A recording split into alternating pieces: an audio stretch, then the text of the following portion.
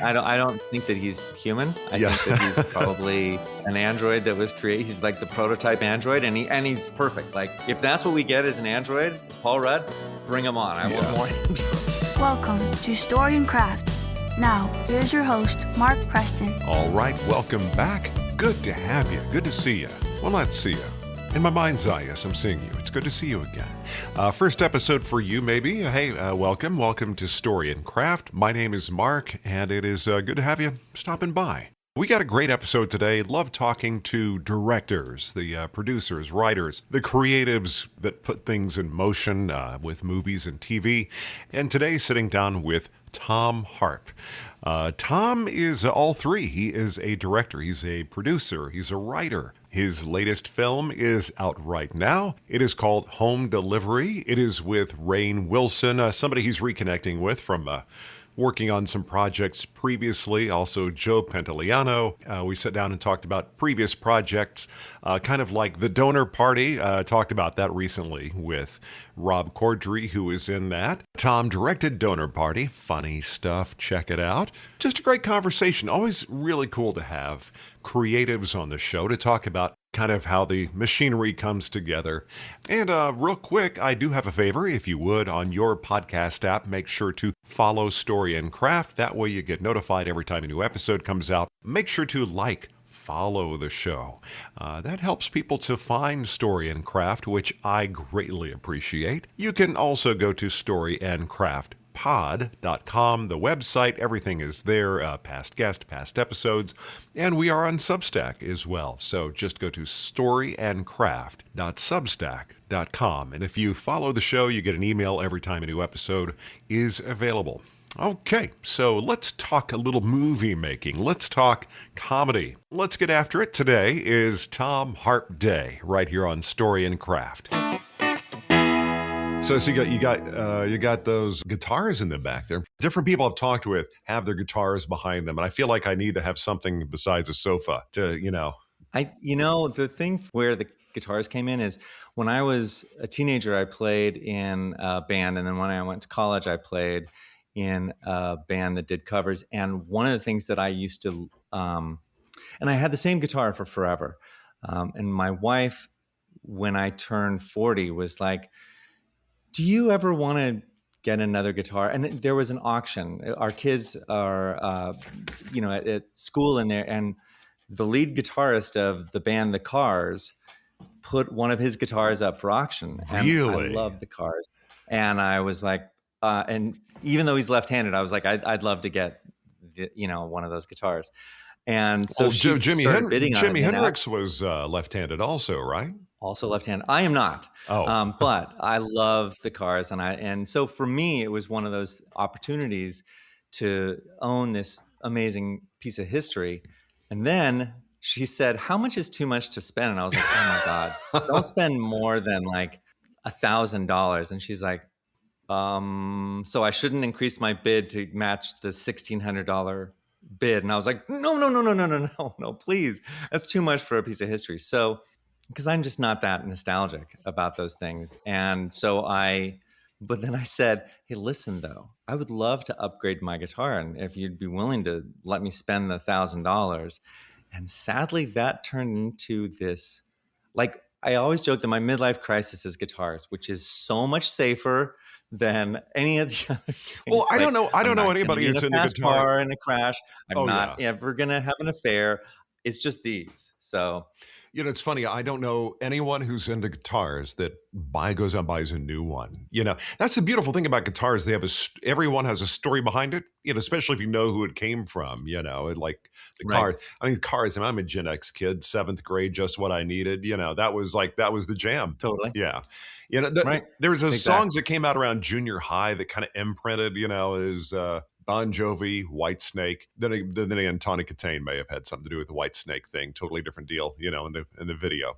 And I'm married to a redhead. There is a direct line. Well, years ago when I worked at ABC Radio, I was going to have we never put it together, but she and I became like Twitter DM friends, and back when I messed with Twitter, and I was like, how cool is that? And just the coolest lady. And, it was, one of the shows I did kind of focused on that era, and then when she passed, it was very sad. But I was like, that was kind of the end of the era. We're kind of at that age now where some of the people we grew up watching and listening to and there were icons are, Oh, you know, I mean, this year's In Memoriam at the Oscars is a doozy. And for me personally, Catherine O'Hara is just one of my heroes. And I was always hoping that I'd get a chance to work with her.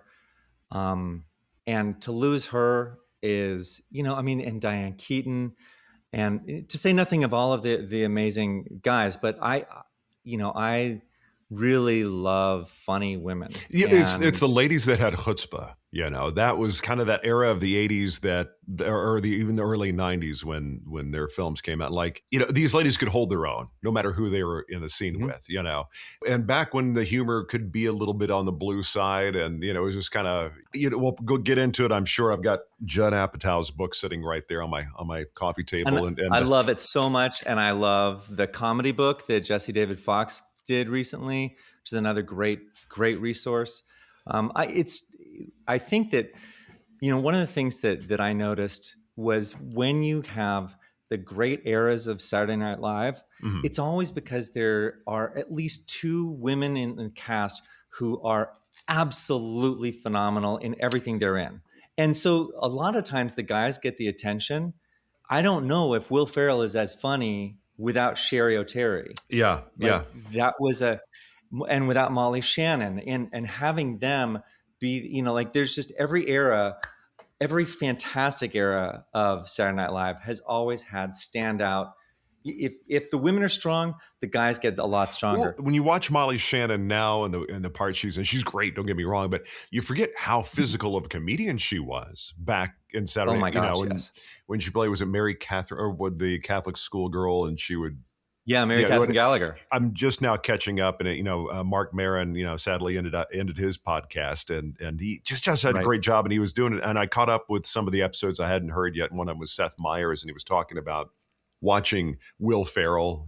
These guys can get up there have done, and he said he's done 500 different character bits, whatever, but he can get up there and do something he hasn't done before. And I don't know. I mean, God bless those folks over Saturday Night Live, but I kind of, my era was like Eddie Murphy and the tail end of the Billy Crystal, and then you had the Adam Sandler kind of era, I don't know. I don't know what's memorable right now. I don't know if there are any skits that are just iconic that you're going to remember 10 years from now. But everybody says that about Saturday Night Live. It goes through phases like, oh, it's not funny anymore. And then you get, a moment. I don't know. But I think that one of the great things for me about comedy is that it has to evolve, because it's always a reaction to the status quo. Like comedy is a response to whatever the sacred cows are of the moment. And because that goalpost moves through time, the stuff that was groundbreaking for Lenny Bruce is not necessarily groundbreaking for us, but he had to go and break that down in order to get to George Carlin. And then George Carlin had to go to get to Richard Pryor, and then Richard Pryor had to go to get to Eddie Murphy. So there's always this legacy that it's true that we always stand on the shoulders of giants. Every artist always stands on the shoulders of the generation that came before. And the problem that I have with a lot of commentary that exists right now is that people will say things like, they'll say, well, this is insensitive and all that stuff. And I said, okay, for this moment in time, you're absolutely right. It's context, it's the context of the moment. The time that this happened, this was a taboo subject. To be able to even talk about human sexuality or whatever it was at the time that they were fighting against, that was absolutely bonkers to see. As a kid, one of the things that I remember that opened my brain up and kind of changed the way that my neurochemistry worked was on PBS. They had Monty Python and Monty Python's Flying Circus. And that to me was the first time that I'd seen things that were very meta. They would have talk shows on that then would go into these absurd areas. And previously, they hadn't really done anything like that. And I was seeing it 15, 20 years after it came out. Mm-hmm. And so I'd seen the ripple, I saw the ripple effects in culture, because I think without Monty Python, you don't get the early SNL stuff. But, Yeah. For me, seeing it as like a 13-year-old, as the first thing that I could see, because I didn't have to stay up late at night to watch it. Yeah. It was this phenomenal thing that really took my head off and rewired the way that I thought. And that's the thing that is wonderful about, right now, speaking of music, my kids can listen to every era of music because it's all available. And they don't have to go find the CD to go do that. They can just dial it up on Spotify. There's that, but I think that even, being able to say, oh, you like this band, this is interesting because it's kind of a riff on this old New Order song, for example. Mm-hmm. And they'll go and listen to it, and then they'll become fans of that. Or when Stranger Things came out and they didn't know about Kate Bush, and I was like, oh my God, Kate Bush has been in my soul and creative bloodstream since I was a little kid. And that's the kind of thing that is nice, is that, we do have this opportunity to do stuff. And I understand that comedy has this, there are things about it that will seem outdated, but I always find that there's always something in there that is fresh when you go back and look at it. There's stuff in the Pink Carlin, Panther you could movies. take Carlin and plug him in right now, and he would be as, if not more relevant than everybody else, Yes, true. So it really just depends. But for me, it's one of those wonderful things about everyone complains about the short attention span, but what I find great about the availability of everything is that you can do a deep dive and get a new appreciation. There was a wonderful clip that someone showed of stunts in a Marvel movie, and they were showing this bit where Spider-Man grabbed onto a subway and went, speeding off in the other direction. And then they showed that Buster Keaton clip that he was inspired by. And they were able to go and do all of that kind of stuff, and be able to recontextualize what we're seeing, and in a weird way have a lovely sense of the history of stunts, the history of comedy, all that. So I really do feel like we do live in a fractured age, but if you have curiosity, there's a tremendous amount that you can learn that's out there, like constantly available right now. Patton Oswalt, or somebody said, if you're not I'm paraphrasing a little bit. He was not necessarily trying to be self-deprecating, but I think he was like, if you're getting your comedy from your news, your contextualization of the moment from comedians or whatever. He's like, that's, we're just kind of goofballs. I was like, but no, comedians, when you look back at history, the comedians were sort of like the commentators of the time that kind of like distilled things down, I remember when I always used to stay at my grandparents' house on Friday nights, and my grandfather and I would inevitably, before I went to bed, we watch All in the Family, which if somebody saw All in the Family now, they'd be like, oh, that's just, but that was like kind of a vanguard of like opening up a window to people to how certain aspects of culture, kind of a mirror kind of, I don't know what your thoughts are as far as comedy. I've talked to a few folks recently who, they say that comedy is hard to kind of get that budget right because comedy in America doesn't play as well in an international market. So it doesn't really get the benefit of the same kind of budget. And I look at it like, I just miss the goofy comedies, even if they're a little bit on the blues side. I think that growing up as a kid of the 80s, when you had Sam Kinison and Andrew Dice Clay, it gives you a sense of how far we're stretching. They went hard. Yeah. One of the most iconic moments of my childhood is watching Rodney Dangerfield back to school in the classroom, and Sam Kinison goes off on him. I'm like, you wouldn't necessarily see that. What were you watching when you were growing up? What was it that was, I don't want to say inspiring you, what movies and stuff were you checking out? Well, I'll tell you the thing that's true about comedy is that it's extraordinarily subjective. And so one of the things that has that will affect, when you give people some touchstones of the movies that you love, they will, they'll say, oh, well, okay, you don't like this kind of comedy, you like this kind of comedy. Hmm. And I do feel one of the things that was fun for me growing up was I just loved to laugh, period. Hmm. So I would watch, I remember, my mom had, we would get like HBO for a month. They would do like the month Yeah, thing. yeah, yeah. Then it would be, and it was like for free for a month. And then after that, you'd have to pay for it. So we would always hop around. We would get You get like HBO, Showtime for a Cinemax, month. Showtime, and HBO. whichever. Yeah. So what we would do is, and I would tape anything that I saw. So one of the things that I can quote front to back is Raising Arizona, because that was on the month that I had HBO, and I taped it, and then I would rewatch it over and over and over. I watched all of the With Monty Nicolas Python stuff. Cage, was that the Nicolas Cage movie Yes, with the yes, baby? Yeah. Okay. yep. But at the same time, one of my favorite movies that I saw with my mom, um, early on, was Broadcast News, and I thought it was really, like, it made me cry, but it also was funny, and so I've always been able to find, and I have no problem with, like, I grew up watching on like TV, the edited version of the Pink Panther movies. As a little kid, I remember thinking those are the funniest things. And when I revisited them later, I just was so impressed with Blake Edwards' ability to, he had this fantastic ability to stack hilarious things happening in the background with something serious happening in the foreground. And so, the airplane movie and all of the things that Abrams and Zucker Oh, did, yeah, yeah, yeah. they did that really masterfully. So that's a lot of physical comedy.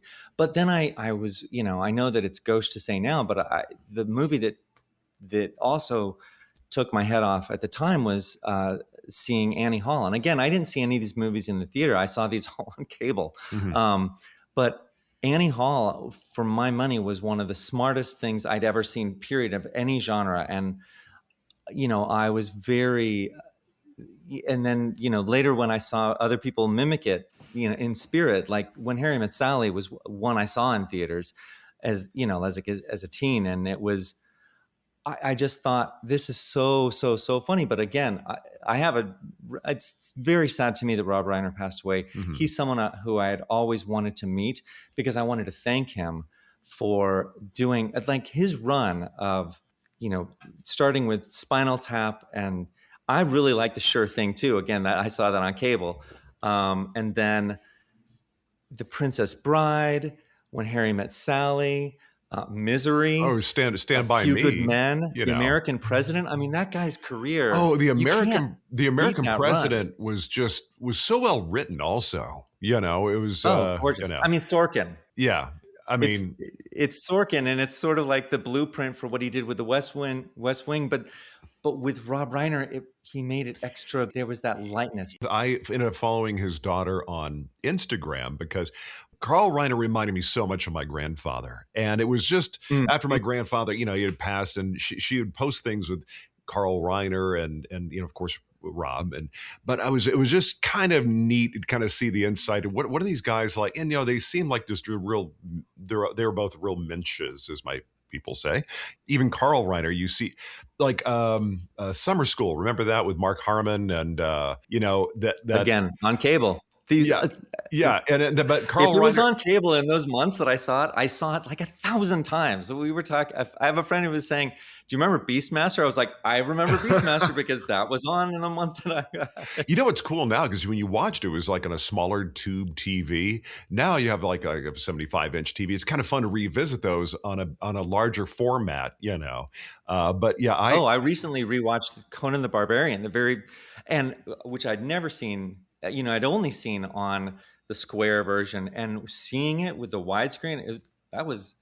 I mean, I just love, personally, my favorite movies are ones that just take you on this journey, and they ask for you to believe in the world that they're believing in, and they fulfill the promise that they set up in the beginning. Like they'll say, we're going to do this kind of a movie. We're telling you what it is. I think your first 10 minutes of any movie are vital, because they Like will the tell Indiana you. Jones movies are like quintessential perfect, you're Perfect. going to be taking a ride, or like even like Yeah. did you, now I know you worked with Jerry O'Connell on Donor Party. Did you pick his brain on Mhm. Stand By Me? And, Oh, again. And it was so fun to be able to work with him. And I could geek out, because I really liked what he did with Sliders. I really, he's a guy who is also one of the most charming people ever, but he had that, and his, not eulogy, but what he said on Instagram about Rob Reiner after he passed. I Oh, mean, that I was, haven't seen that yet. I need to go oh, back it's in. beautiful. That did hit hard because that was, I mean, for a multitude of constellation of reasons, it was just horrific and horrible. But, when you realize, that guy had more in the tank, there was more stuff that he Absolutely. could, come out with. But I mean, to be able to talk with somebody, and everybody who spoke of being directed by him was like, he knew how to control the set. And that's from everyone I've spoken with. Being a director can be like a cat rodeo, like wrangling, but he, Mhm. could do that with grace. And so, nobody had a bad thing to say about him, so that's, No, and I think that that's one of the hallmarks of, what I aspire to is to create a safe place on set that will get us all back to the place where we are like little kids. Because when you're a little kid, you will fully give yourself to imagination, mhm. and and as soon as it gets boring, you stop the game. Like the game, it falls apart. Or if someone, and this is one of the beautiful things that I learned about, with working with folks who are very well versed in improv, is that the goal is to say yes and, Mhm. not to say no but. And when you create a world where you're encouraging people to bring their A game, and not just to bring their A game, where you're encouraging people to play, and you welcome people into a world where you're like, I will make sure that you don't make a fool of yourself. We will go to this place, but I want you to try. I want you to have fun, explore, And I always tell people that the most important thing for me, especially because I have only directed things that I've written so far. Mhm. Um, like, I know this world inside and out. So I want you to surprise and delight me. And if you can surprise and delight the guy who knows the story inside and out, I can guarantee that the audience will be surprised and delighted when they Yeah. watch it. The Donor Party, I thought it was really good. It was funny because all the people you think would be the collected normal, we'll say normal, kind of got flipped because the premise is these are, they're doing a not really cool thing here if you think about it. That, I don't want to ruin it for folks who haven't seen Donor Party. I highly recommend seeing it. But one of the things I love you did was Rob Corddry, who usually is the one who's kind of, you think about, Hot Tub Time Machine, or Hot Tub Time Machine, of course. although, Yeah. you think about, another one Malin Ackerman was in was Heartbreak Kid with Ben Oh, Stiller. I mean, that's when I first saw her. Yeah, me as well. And you think about, well, was Rob Corddry in that? He's just kind of this guy. He was the collected sort of suit and tie guy. And I was like, I don't know how they managed to flip this on its head. Here's the way that I think a lot of things work, and it worked this way with home delivery as well, is because I really believe in actors. I think one of the people who's made the biggest inroads into getting people to believe in comedy people as having dramatic potential is Vince Gilligan. I mean, you look at Oh yeah, the yeah. cast of Breaking Bad and the cast of Better Call Saul, they'd all done comedy before that. Mhm. It's one of those things where he understands that it's very hard to do comedy, Mhm. and it's very hard to understand how to know where the joke is, know how to not hit it so hard that everyone winces, and it's a very, very delicate skill Mhm. to do something that will make people laugh, and it takes a lot of work to make it look effortless. And the zen of casting, that you have to know you've got somebody Right. on deck who can actually pull it off. Yeah. So if I know that I've got someone who can blow up, and I know that I'm also bringing along everyone's expectations of that, then I can use that to set the tone for how people are going to. They're waiting for Rob to do that, and so when he finally in sort of the big final scene, he blows up.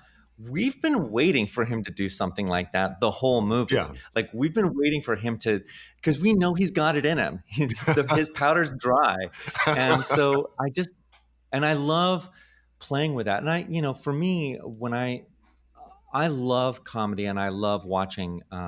So I was a huge fan of Children's Hospital, which had Rob created, is absolutely nuts and doesn't make any sense, but is delightful in how it just goes.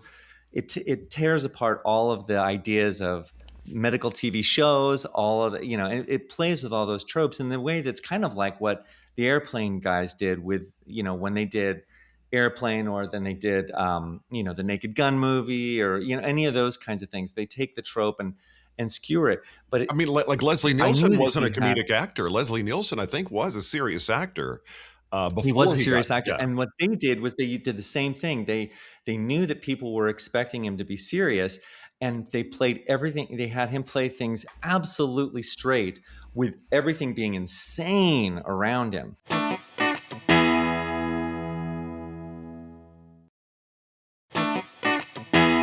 And I'm not trying to be a jerk about this, but I think that comedy, you have to be smart to write comedy and to understand comedy. And it's that thing where, because you have to know what's expected and then know how to flip the expectation. Mhm. So, and then I'm not talking about IQ intelligence, but you just have to be savvy. You have to know what's going on.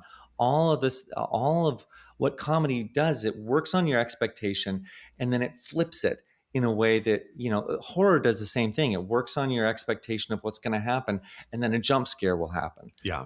Or there'll be the mounting sense of dread, and then something terrible will happen as the payoff. And the same thing happens in comedy. It's a mounting sense of dread, and then you get the laugh to release it.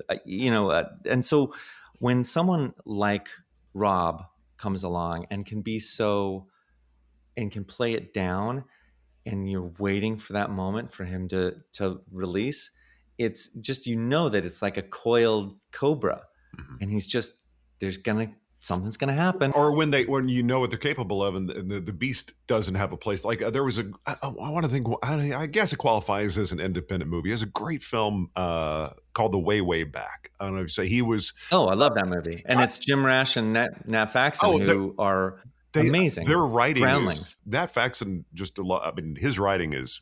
He's written some of my favorite stuff lately, but I love that because you also have Rob is just sort of kind of he's kind of he's not wallpaper, but he's sort of like just this dude is kind of a part of it, and there's no opportunity for him to free the beast, and then you have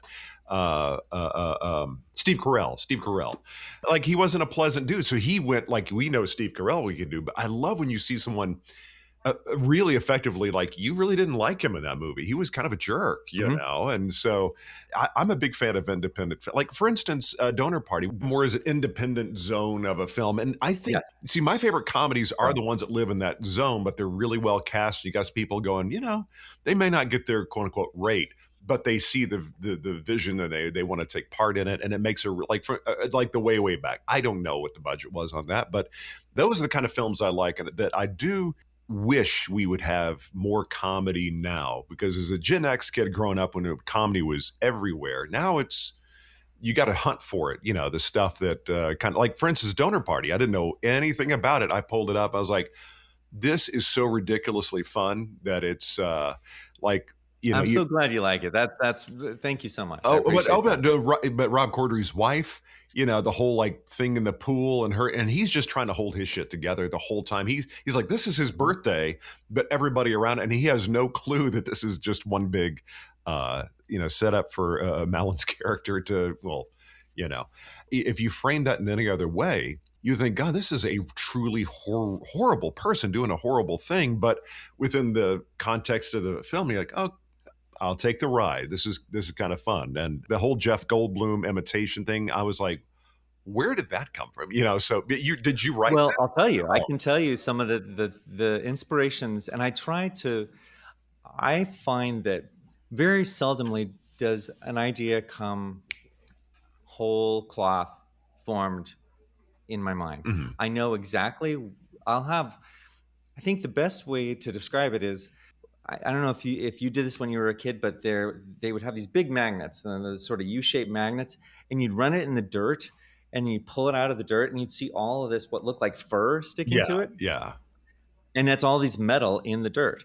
And what I feel like is the thing for me is when I know that I have an idea that is strong enough to be a magnet, I start to let it sit and gather ideas to it like that. I'll run it through. I won't force myself to start writing until I've given it a chance to sort of sift through things. And the way that I develop things a lot of the times is I'll hear a line of dialogue and I'll write it down.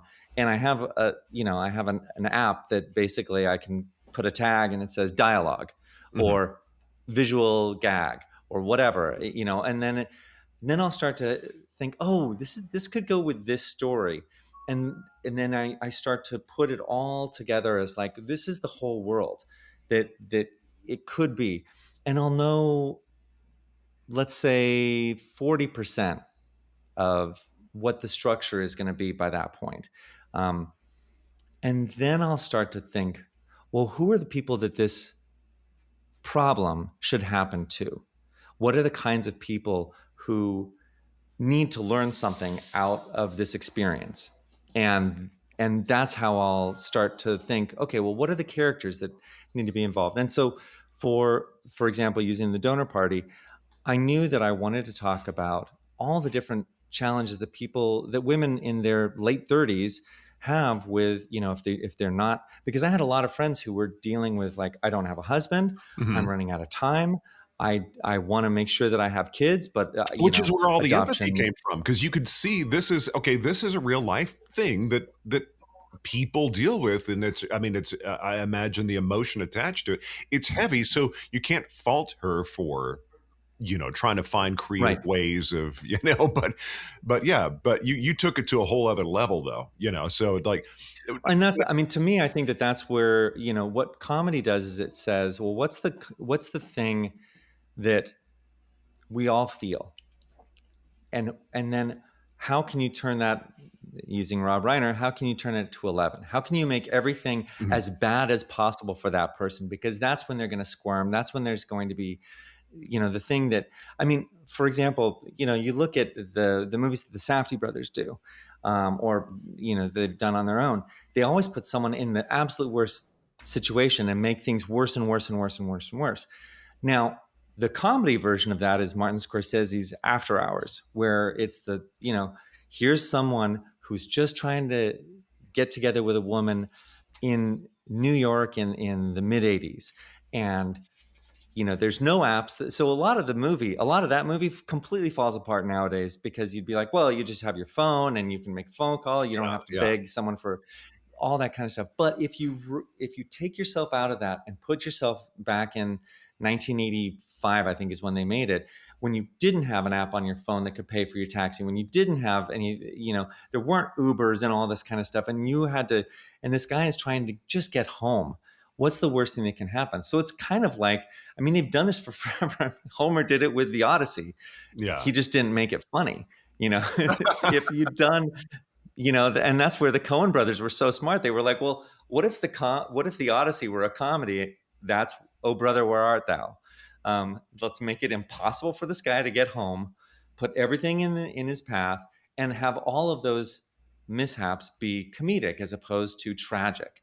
And that's kind of what I was trying to do with everything I do. I feel like the juice for me is when I can see something, and when there's a dilemma, and it's like, this person has it seemed like a good idea at the time, but they didn't think about all the ways that it could go wrong. And for me, that's one of the things that makes the character relatable, because if you have something where you're rooting for what they want, and then you're like, oh no, don't do that. It's like when the person goes into the haunted house and you're like, don't go into that room. Don't, in comedy, it's don't, oh, you're having a conversation with the last person you should have this conversation with. You don't, you're setting yourself up for a disaster right away. And I think for me, it's always imagining what's the worst place I can put my hero, have them want something that we all can relate to, and then put them through the ringer to try to get it. One of the things I like is when you see people who are not in a perfect place. Kind of like, you ever seen the movie The Descendants? Which Of actually, course. with George Clooney, Again, Jim Rash and Nat Faxon. I was about to say, and here's George. That's one of my favorite George Clooney movies. He's not Danny Ocean in this, and this is a very imperfect situation. It's not chaos. It's kind of like you're watching somebody go through, where you have no problem finding empathy for this person because you go, yeah, that would be a hard situation to be in. Those are always the most interesting movies, and I think you kind of carried forward. The Donor Party. Granted, it was humorous, and I think the undertone of that, like you said, is what is it like to be a lady in her late 30s, not married, wanting to have children, and what are the reasonable extents to go to, in that. And then you had, I just love the work he does, Ryan Hansen. This is a guy who, he was kind of just a good dude. He was, it was cast so well. It was like, even, Thank you. It's one of those movies. It's like, it makes you a little uncomfortable, but in the best way possible. It's like, oh, this is an uncomfortable situation. This is not going to end well. It's not going to end well. There's going to be, but I want to see the car crash. That's kind of right. And that's the whole thing for me. What I look for, and again, I think Home Delivery has a very similar premise. You got Rainn Wilson in that, and he's a perfect example of somebody that, what can Rainn Wilson not do? I mean, he's, But here's the fun thing about that for me is I knew, speaking in the same way I knew that Rob Corddry had studied Shakespeare, and he was someone who, so he had done Shakespeare in the Park back when he was in New York, but he got his breakout on The Daily Show. So, in the same way, Rainn is someone who I worked with on, we became friends for multiple reasons, but I had done a short film for his website, Soul Pancakes. Oh, I remember that. And is that even around anymore? Because I know that was something he did like, was it 20 years ago? No, a little less than 20. Yes, it's a wonderful thing, and I think it's been incorporated into another. There was a company that bought it and was carrying on what it did, and it was a beautiful thing. But I did an early short for them and got to know him that way. And he's very soulful. He is incredibly loving and sweet and kind, and not at all like Dwight Schrute. So when I was coming up with the character in Home Delivery that he plays, I thought, okay, well, this is an opportunity to show a different side of him that people may not be familiar with, and it's still very comedically rich. Like it's a blast, and the moment that he enters, it injects a totally different energy into the movie. And I love that because I knew him as a person. I knew that he could go to I also knew that he could go to sort of the more heartfelt place that the movie gets to in the ending. And he would be able to bridge that distance because he has the ability to do both the sort of outrageous comedy, but also the more nuanced and personal stuff. So, it's being a fan of actors. It's really what it is. It's doing your research and I was thrilled when we got Joe Pantoliano. I did not at all think that Guido the Killer Pimp from Risky Business was going to be a guy who would want to be the sort of put upon stepdad of my story. And yet he said that the reason why he wanted to do it, he loved the script and he wanted to play a good guy. He never gets a chance to play the guy who's sort of the moral heart of the film. And that's, if you didn't know that, I really credit my casting director, Lisa Zagoria, for knowing, for doing her research and knowing that people would be open to doing stuff, and knowing that I would be open to casting against type, because that's where you can get these remarkable performances that people are putting so much energy into doing something to show that they can do something different. And I think that's beautiful. I just love actors so much, and I love that what they're capable of. When you look at directors that, if you were to say on your Mount Rushmore of directors, guys and gals who, they do something that you admire, that you want to incorporate at some level, or maybe the way they interact with the way they run a set, or whatever, what with the end product, who would you say would be the directors that would be on your Mount Rushmore?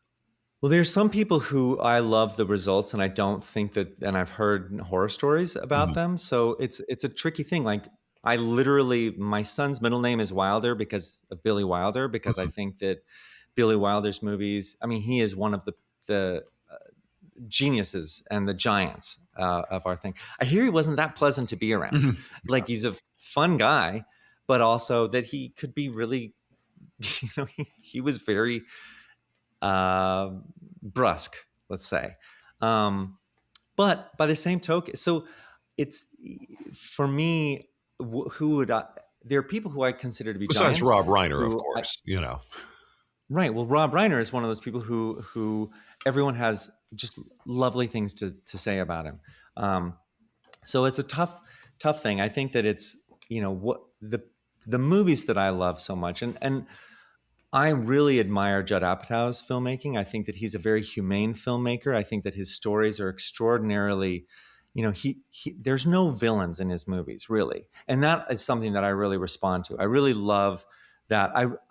One of my favorite movies of all time ever is Flirting with Disaster, which is David O. Russell. And I don't necessarily know if he's someone who's I like his filmography, but that one really resonates with me. So that's on my Mount Rushmore movie wise. I think that Amelie is maybe one of the greatest movies of all time. It's so whimsical. It's so heartfelt. It's so funny. It's gorgeous to watch. So I look at that. I don't know if I would put Jeannot in my Rushmore, because some of his movies are, they're really tough to watch. They're fun, but they're also really tough. But I think that for me, it's all about the people who I look up to and whose careers I would want to emulate are the ones who, like James Brooks or Albert Brooks, who are unflinching in the way that they look at relationships. I also loved, again, talk about someone who we lost way too early. Penny Marshall is someone whose work, there's not a bad movie in her filmography. And what she was, and again, very humane filmmaker, someone who absolutely cares about every person, and there's no villain in it. I love the movies of Robert Zemeckis. So I think that one of the discoveries that I had recently is someone said you should go watch Used Cars. I had never seen Used Cars. I'd never heard of Used Cars. With Robin it's Williams. Hilarious. No, am I thinking Cadillac Man? Was it the one with Robin Williams? Cadillac Man is the Robin Williams one with Tim Robbins. Yeah. Tim Robbins and Robin Williams. Yeah. Used Cars is, it's, having a moment that you had earlier. Excuse me. Yeah, those moments happen to me all the time. The guy who played Snake Plissken in the Kurt Russell. Kurt Russell, thank you. Kurt Russell is in Used Cars, and it's hilarious. It's absolutely absurd. But again, I love every single Zemeckis movie? I like them all. Mm-hmm. But some of them are in the absolute pantheon of all time things. I think that Back to the Future is a perfect time capsule movie. You could put that as an example of what everything we did right in movie making. Yeah. Um, Well, and it's just what you said perfect. about Judd Apatow, you like there are no villains, and like his stories.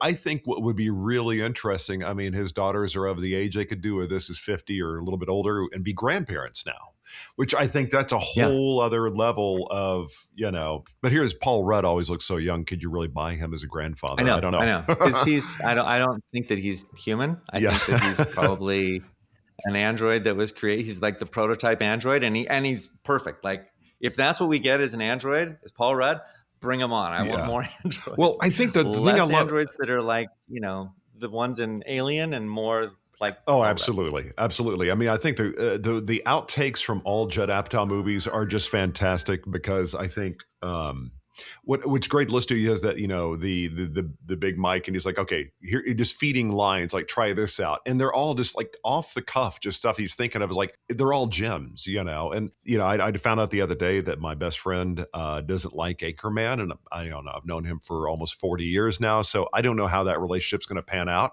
How he cannot like Anchorman. But anyway, but Well, that's it's the thing about comedy. That's one of the things that I really believe that we have to give. In this era, we really need to give grace to each other as much as possible because the world is trying to divide us. And mhm. if comedy has one superpower, it's that it knocks us down a peg in terms of our sense of like you can't take yourself too seriously. Like that I think is the purpose of comedy is to show us that our lives are kind of ridiculous. And I remember that the reason why I really, as a film student, wanted to make David Lynch type movies. Like that's who I was. Mhm. That was my hero at the time. But it was having a baby, and the baby was and this explosive diaper all over my arm. I looked at this baby and I was like, I love you so much. And you just coated me in poop. And I thought, how can I take this life seriously when this beautiful, wonderful human being who I helped bring into this world just befouled my shirt and everything else and looks up at me with this beatific smile afterwards. I'm like, this is what reality is. Yeah. So I stopped taking life as a tragedy from that moment, and I started looking for all the ways that life was beautiful and ridiculous.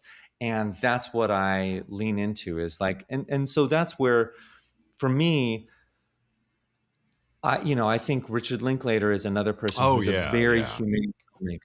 And so those are my heroes, are the people who, inside and out, are really trying to make the world a better place. My dear friend Lynn Shelton, who passed away, Yeah. Oh, okay. was the Yeah. same Yeah, because I love same listening kind to of filmmaker. because Mark Maron, of course, talking about her. I Yes, did I a deep know. dive into watching some of her films. One they directed was The Sword of Destiny. Is that Sort of, yeah. yeah? Maybe that's right. Him talking about her turned me on to watching and realized, oh, I've already seen her stuff, and I didn't really put together. But you said your friends. Did you work with her on any projects or? Oh yeah, we were in Seattle at the same time, coming up. So she was an editor and I was a cinematographer, and I shot a couple of her short films and she edited a couple of my early short films. One with Sandra Oh that I did, Mhm. and another one as well. And I was watching. I mean, honestly, the inspiration for both Donor Party obliquely, but really Home Delivery, came from a talk that I had with her when she had made a couple movies, and I was like, "Look, I'm getting my scripts optioned, but I'm not having anything get made." And I wanted to just get something made because it's so Yeah, frustrating that's to. I can imagine it's so frustrating when somebody gets a hold of your script, like, well, they got the script now. Or what's even more aggravating, I see people who have actually shot, edited, and the film's in the can ready to go, and it for whatever reason's not getting released. And that has to be the most deflating feeling in the Oh, world. that's a So, heartbreaker. yeah. Absolutely, it's a heartbreaker. So Well, I just feel so grateful, and that's when you realize, you know, I every day on set, I will, I always single out. a department the day before who went above and beyond and did something extraordinary. And I start the days with gratitude. Mm-hmm. And I just realized, because I didn't make a movie straight out of college, I went and I lived a lot of life Mm-hmm. before I got to make my first movie. And so every chance I get, I'm just so grateful for the opportunity. And I feel like when you come, and then I'm grateful to everyone who said yes to come on to my movie. So I treat them with respect and love and gratitude that they're there. And I ask that, they bring what they can do. Like I tell them the reason why they're in the movie is because I love their performances in something else that I've seen. And so trust me that I know that you're amazing. And so you don't have to prove that you're amazing. I want you to lose yourself in this character and find this character and do amazing things with this. But you don't have to impress me. Just surprise and delight me. Do the thing that will, play. That's it. And maybe it's because I'm a dad, Yeah. and then that's where I come from. Well, I how old play are with how my old are your kids. kids? Well, my kids are now they're all like teenagers and over. Uh-huh. So, Well, because you mentioned the ever explosive since, diaper thing, and that's a story that I like to use when one of my kids needs to be knocked down a peg. Like, listen, I mm, remember being covered in your poop, so I've done a couple yes, things, no, but yes, yeah, they're wondering. I got 23. She just turned 23, 21, and my youngest is 20, and I'm looking at them going. I look at the poop era, we'll call it that.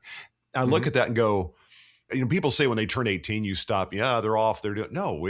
It's you're still trying to go. Okay, how do I mentor in this phase of their life? hmm Does that give you inspiration? You look at your kids, besides the poop situation, of course, but does it give you any kind of idea, not just about them, but about where you are? Where the stories can come absolutely. from. And I think that's to me the joy of.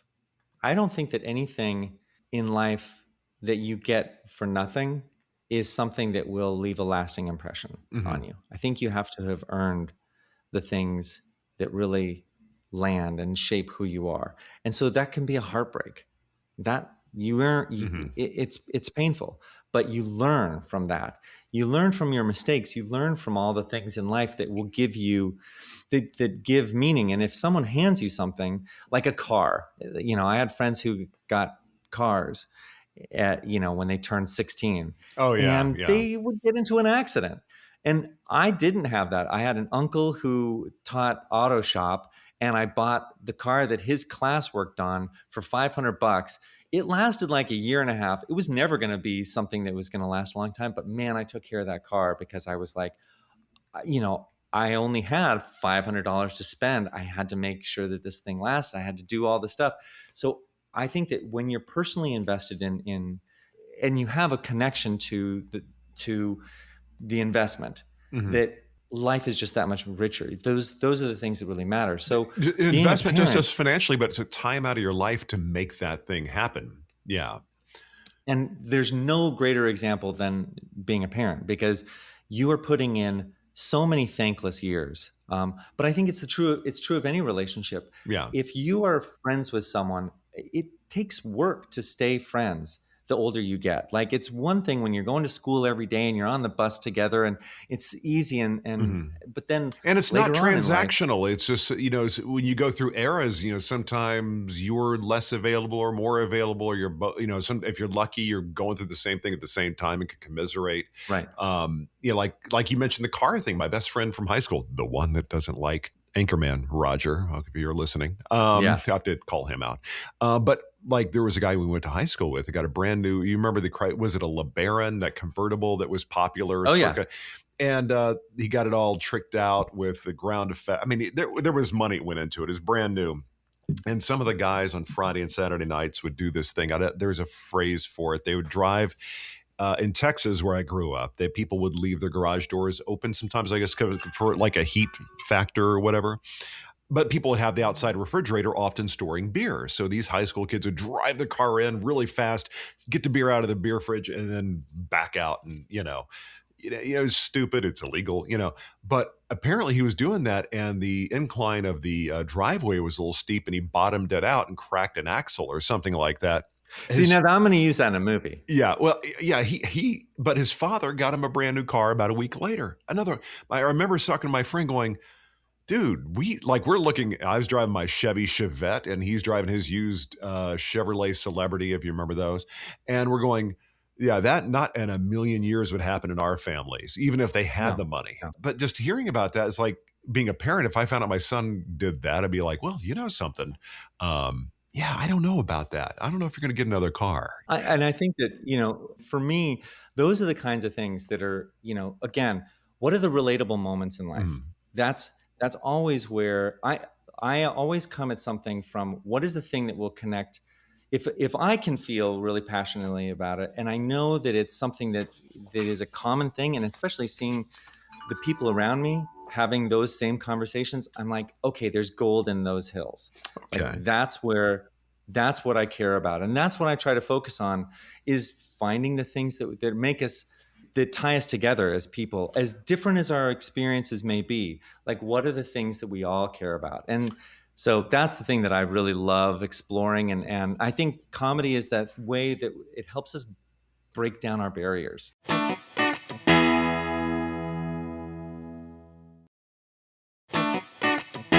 Before we get going, I rapid fire. I always do my 7 questions, a little quick, just final get to know you before you head out. First question I always ask: Great. What's your favorite comfort food? Okay, it's going to sound weird. Penang curry. Penang curry? No, that's Asian food it's often spicy, comes. It's good, and it's something that not a whole lot of people love. So I usually get more of it when I order it. Now I'm getting hungry thinking about that. Next question, real quick. 3 people, living or not, you're going to sit down, talk story, have some coffee for a few hours. Who would those 3 people be that you would like to sit down with? Living or dead? Or both? Either. Yeah. I mean, I would love to talk with Billy Wilder. I think he's an absolute genius. I think lately I would say I would really want to sit down and talk with Judd Apatow. I really hope that's something I get to do in my life. And boy, the third, it's tough coming up with a third, because there's so many different kinds of things that I would love to talk with Oscar Wilde. Very nice. Well, that'd be a good conversation between all 4 of y'all, certainly. It's so great. He was such a genius. Indeed. Well, next question I got for you: celebrity crush when you were a young man. Who was the first celebrity crush you had? Oh, well, the first celebrity crush was Batgirl from the Batman TV show. Oh, yeah. I saw it on reruns after school, and she was this brainy redhead who also kicked butt, and I married a 6-foot redhead. You married a redhead. There you go. Full circle. Now, next question I got: if you're going to be on an exotic island for a year, somewhere you want to be, but there's no streaming. If you want to watch a movie, you get one DVD, watch over and over again. Same thing with a CD. What movie and what CD or box set would you bring to the island? Something you could listen to, watch over and over again for a full year. I would probably pick Raiders of the Lost Ark, because I do think it's a perfect movie. It is, yeah. In every way. It's got romance. It's got everything else. I would also say that musically, oh boy. I mean, I mentioned Kate Bush. I would say Kate Bush's The Sensual World. I'll just go with that. Very good. Love it. Very good. It a million times, but I would also pick so many other things. I know it's hard. But yeah, it's like I'd get one of those. This is the 80s CDs, probably. Okay, fair enough. But now, if you were from stem to stern, from time you get up to time you go to bed, perfect day. What are the component parts of a perfect day? If all these things happen in sequence, you're like, perfect day. Well, I love my family, so it would be time with my wife, time with my kids. It's a delight when I have all my kids around. So the holidays are fantastic because I have kids who are in college right now. I love going to movies in matinees. I love going in when it's light and coming out when it's light and having that like blinking eyes. I play with some friends one of my best friends from college and another friend that we have. We play some covers and some original music, so I'd love to play there as well. Man, if I could end it with flourless chocolate cake, I would do that in a heartbeat. That's my favorite dessert, maybe with a little raspberry sauce. Oh yeah, chocolate. Yeah, And yeah. I think that's a perfect day for me. Well, anything ends with chocolate can't be half bad. Exactly. And going to bed with my wife. And I don't mean I just mean in the same. She's like there. being You're able to not on a. snuggle her. You're not filming somewhere. You got the home thing. Perfect. Yeah, Perfect. that's the best thing. Filming in Los Angeles, I got to tell you, was so great because I got to go home. Everybody and sleep says that. That's night. be able to drive to your house and have your home set up. That Yeah. I can identify with that. Yeah. Now, question is, if you weren't doing this for a living and this wasn't an option for you, somebody said, no, writing, directing, creative, no, you can't do this anymore. Doesn't exist for you. What would be the number 2 vocation? I come from a long line of teachers, so that's Teachers? definitely what it would be. I'd be a teacher. Very good. And the last question, if you are to jump in that DeLorean, going back to Back to the Future, you can cruise back to 16-year-old you for a few minutes to where you can hang out and give a piece of advice to make that moment a little bit better, or maybe get on a little different track. What piece of advice would you offer 16-year-old you? Definitely start taking minoxidil the moment it appears on the market. Yeah, I missed my hair, man. I got to tell you, it started going when I was 25, and it's like I'm there with you, but it's a lot less work. Because I look at my daughter who's getting highlights, lowlights, color, and this, and I'm like, yeah, it's my own stuff. But no, I miss my hair for sure. That's the thing. Well, my friend, it's been a pleasure. I really enjoyed the opportunity to share a few minutes with you. But I appreciate. Hopefully, we'll have a chance to catch up down the line. But best of luck on the new film, and look forward to seeing it. Thank you so much. Appreciate it. Okay, there you go, Thom Harp. Always cool to sit down with the people behind the scenes, the directors, the producers, the writers, and it's cool if they're all three. And Thom is the new film. Again, it is available right now. It is called Home Delivery. Pretty much anything Rainn Wilson is in, I'm going to see. Also, as I mentioned before, Donor Party, that came out, I think, 2023, and it's with Rob Corddry, which is really interesting. I spoke with Rob Corddry a few weeks ago, also spoke with Megan Rath last week, who is in a show with Rob, and we're talking about Rob again. So this is sort of like the Rob Corddry era we got into for a moment, so hi, Rob, if you're listening. Okay, so there you go. I'm going to get on out of here, but before I do, I wanted to remind you to go to storyandcraftpod.com, the website. Everything you want to know about the show, it's right there. But on your podcast app, and we're on all of them, make sure to follow the show. Leave a like, leave a review. It does help people to find the show. Plus, if you follow it, you get a little notification every time a new episode rolls out. So thank you very much. As I always say, I appreciate you making what I got going on here part of what you've got going on. No matter what you're doing, if you're exercising, walking the dog, driving the car, driving on a road trip, who knows, whatever you got going on, thank you for making what I got going on here part of it. Okay, so go have a great rest of your day. Take care of yourself, and we'll be back shortly for another episode of Story and Craft. Take care. That's it for this episode of Story and Craft. Join Mark next week for more conversation right here on Story and Craft. Story and Craft is a presentation of Mark Preston Productions, LLC. Executive producer is Mark Preston. Associate producer is Zachary Holden. Please rate and review Story and Craft on Apple Podcasts. Don't forget to subscribe to the show on Apple Podcasts, Spotify, or your favorite podcast app. You can subscribe to show updates and stay in the know. Just head to storyandcraftpod.com and sign up for the newsletter. I'm Emma Dillon. See you next time, and remember, keep telling your story.